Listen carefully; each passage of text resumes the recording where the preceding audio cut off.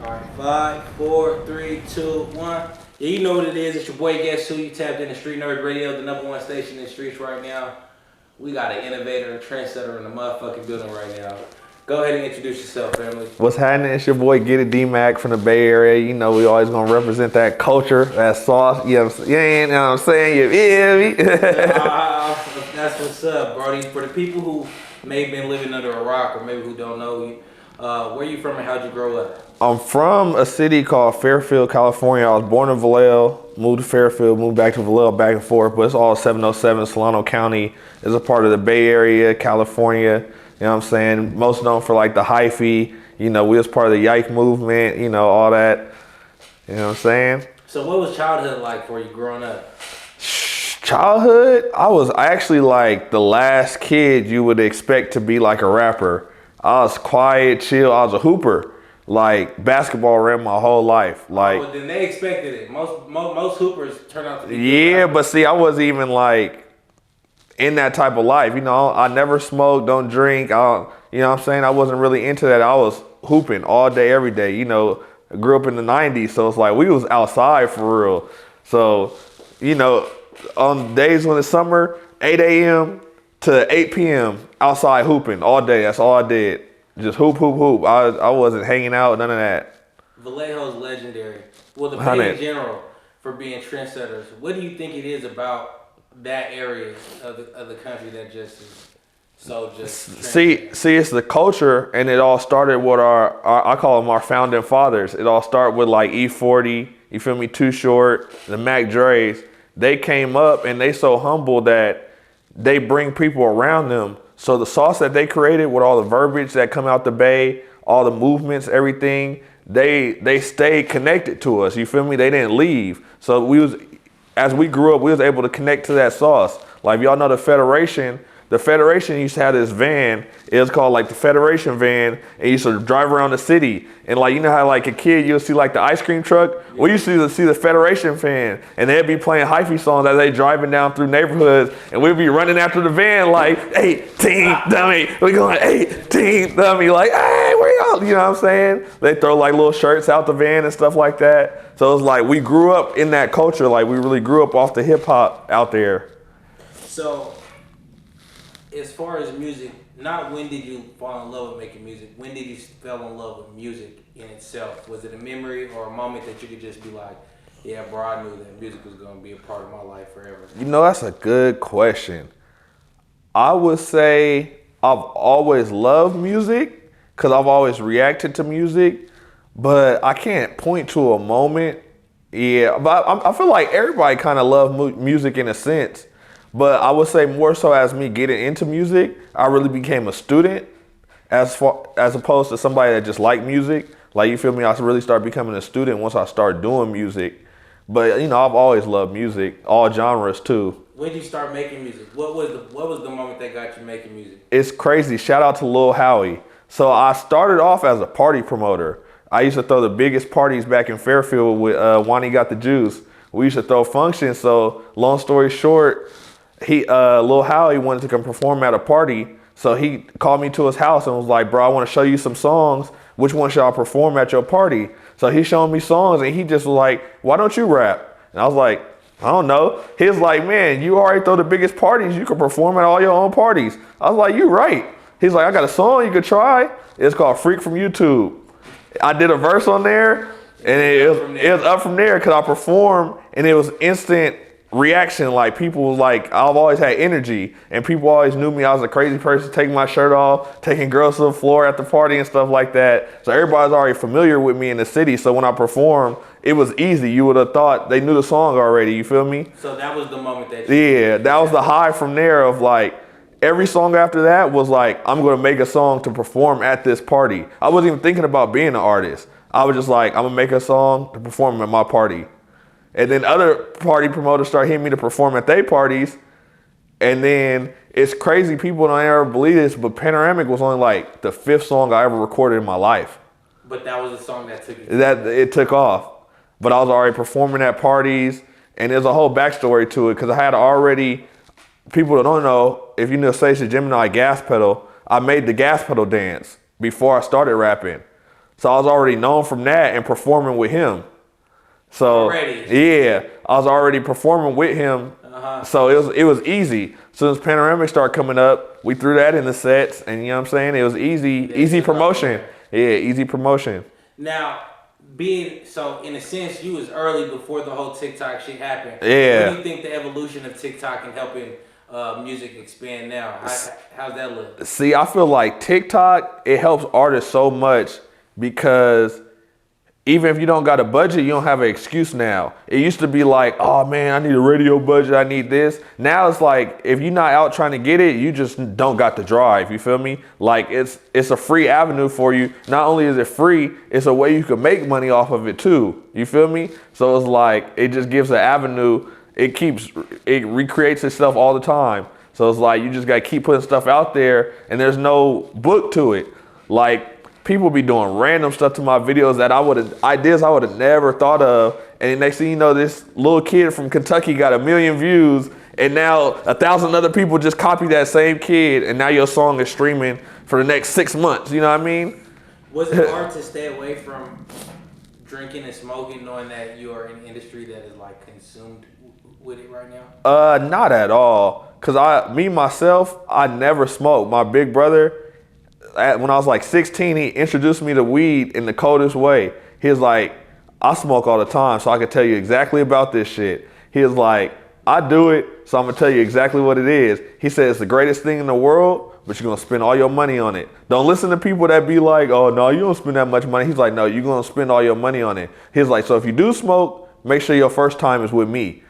And I was already like one of them kids, like at the age like 12, mom's asking me, can I borrow some money? Cause you know, I save up all my birthday money, used to go wash cars and stuff. So it's like, I loved having my money. So when he put it to me like that, I'm like, oh no, I ain't gonna smoke. I ain't gonna spend my money to make me sleepy. Like, you know what I mean? Everybody all around that used to smoke, like all my older brothers and stuff, they be just chilling. It's like, I don't wanna be chilling. I'm trying to be, you know what I'm saying? I'm turned. Like the side effects of weed never interested me. So, I mean, of course now it's some stuff that it seems cool, but it's like, I'm too old now. It's like, I don't even need to start now. I done made it this far without it. Right. And then drinking was like realizing when you sober, how drunk people look. It's like, why would I even put myself through that? Yes. So drinking is easy to, and how bad it is for your liver and stuff like that. It's like, I want to be a grandpa that's 90 outside running with the white folks in the morning, you know what I mean? Like still jogging at 90, like that's where I'm trying to be at in my life. So I definitely, you know what I'm saying, I'm not even interested in alcohol. So your younger self, the man you are today, your younger self, you're able to go back in time and give a piece of game or wisdom to your younger self that could have possibly made you into a better man that you already are today. What advice or game would that be? See, I wouldn't, because you got to go through it to get through it. So I wouldn't even want to give my younger self advice, because the person I am today is because all the trials and tribulations that I went through. You feel me? So it's like, nah, bro, you got to go through it. I went through some bad stuff, but nothing that tore me down. So it's like, nah, go through the whole cycle. Because even if things was different, say, let's just pretend I got some knowledge that I could have gave my younger self to make $10 million off music at that time. I wouldn't have been around the same genuine people I'm around now. It's like everything has a cause and effect. So it's like, I wouldn't want to change it. It's like, you feel me? So I would just keep going. Keep going, never stop. Right. Aspiring artist. Young kid looks up to you, heard your song in the party. You just think, 'cause your song still get played. Yeah. He wants some advice on the music industry. What is your advice to him? See, right now I would say, avoid the critics and just go. Like, just go. Like how we were saying about the TikTok, everything, just go. As you go, you're going to learn stuff. You're going to figure out how to do better videos. You're going to think of different ideas, but just keep going. Nothing is trash. Everything is an opinion. You know, something that's trash to somebody is gold to somebody else. One of the biggest songs in the world was, remember that Open Gangnam Style. You know what I'm saying? Like, around the world. That's trash, right? But no, it's not trash. He made billions of dollars off of it, damn near. You know what I mean? So it's like, stop listening to all these exterior opinions and just go with your gut. because it's billions of people in the world. So whatever you like, it's millions of other people just like you. You just got to find those people that like you. You don't got to try to go find the people that you think you want to like you. Find the people that actually gonna like you. You feel me? What did your 2024 hold? Way more content.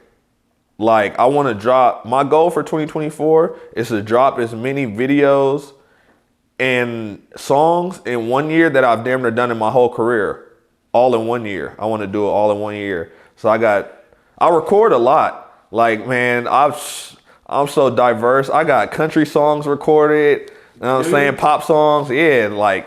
What are your studio essentials? What do you absolutely need in the studio? A beat. That's all I need. All I need is a beat. That vibe, the beat. I've worked in so many different studios with janky speakers, bad headphones, can't hear yourself. It don't matter. As long as that beat is hidden, I'll figure it out. I'll work my way around it. Knowing that you are saying in any situation you'll be able to make the music if you're able to, do you feel like a lot of artists make a lot of excuses nowadays? Yeah, 100%. What's his name? 310 Baby? You seen his interview? He said he made it off the phone. He made Soak City off the phone, you feel me? So if he could go, I don't know if it's platinum yet, but let's just call it platinum. If he could go platinum off the phone, it ain't no excuse. But go back to your question, the one thing I can't do in the studio is people with bad energy. That's the only environment, like, I can't be in the studio with people that got bad, negative energy. It's like, oh, no, they got to go. You feel me? Because that's the only thing that's going to throw me off about a studio. Like, it got to be the right people in there. Now engineers, they don't get a lot of love. Does the engineer matter? Engineers matter a lot. For me personally, engineer matters the most when I do like auto-tune or like R&B type music, you feel me? Because them telling me that's the one, or actually telling me like it's really the one, because some will just tell you it's the one just so you can keep the session going. But some will really sit there with you for like 4 hours like, no, we gonna get this right. So them engineers matter. The ones that's not worried about that hourly wage, the ones that are really trying to make hit records with you, them engineers will really take you there. Because I definitely have a lot of songs that the lyrics are mine, but the direction was the engineers. You feel me? With the vocals, you know what I'm saying? Mm-hmm. So it's like, yeah, definitely engineers matter a lot. The one song that best showcases you. The best song that showcases me. Unreleased or released, a song that you'd be like, this is a song that best represents me overall. It's who I am, what I'm about, all that. I would say the one that represents me as a person, I got a song called Flossing on them. That's out, so y'all could go look that up. I feel like that best represents me as a human, as a father, as a black man in America. I feel like that song represents me the most. The song that represents me that people see in my career the most, I feel like maybe One Leg Up. I got my homie DJ Caution over here. He probably know better than I do, but I would say like I got a song called One Leg Up, and it shows like so much energy. I changed my voice in it. It's high paced. Like it's like that's what you're gonna get in real life. It's like when you hear One Leg Up, it's like, oh, that's the nigga you gonna get. For sure. So before we get out of here, who is D-Mac? D-Mac is a fun-loving person that just wants the best for everybody. And a lot of times I put others before me, and I don't really care about the fame. I really care about the culture. That's why when people get around me, it's genuine, because it's like, oh no, I really does this. I really party. I'm really trying to bring energy to you. When I dance, I'm not dancing for me, because I don't even consider myself a dancer. I'm dancing to bring the energy to the people around me. So if I'm on stage doing a move, I'm looking at people like, hey, I'm trying to turn you up. You feel me? So that's D-Mac. Like that's what the people need to know about me. It's like the fame and stuff. A lot of people be trying to be like you asked me earlier, I don't do a lot of interviews and stuff because I'm not necessarily in it for myself. Like if money didn't exist, I probably wouldn't post myself at all type shit. You know what I mean? Like I'm all about the culture and the product. Like I want my music to have 100 million streams. I don't need 100 million followers. That's the type of person I am. You know what I mean? Like, as long as my music got 100 million streams, I don't care if they know it's me or not. They're going to feel the energy that I was projecting towards them. Man, that's dope as fuck. Where can they find you, Brody? And you can find me everywhere at Get It D-Mac. And for people that's been following me, I even changed my name from D-Mac to Get It D-Mac on Apple Music and everything. So everything's Get It D-Mac now. There's no more D-Mac. There's too many D-Macs in the world. The other D-Macs music was getting mixed up in my shit. People was like, what song is this? I was like, it's not me, bro. So like I had to change everything to Get It D-Mac. So you can find me everywhere. YouTube, Instagram, TikTok, all that. Get It D-Mac. Man, for sure, I want to say I appreciate you, bro, for giving me the opportunity to sit with me. I do see 2024 is going to go up for you, bro. Man, appreciate that. To run this back in the summer in the Bay. Hell yeah. You feel what I was saying and go make another movie, bro. Oh, mamas. Hell yeah, appreciate you.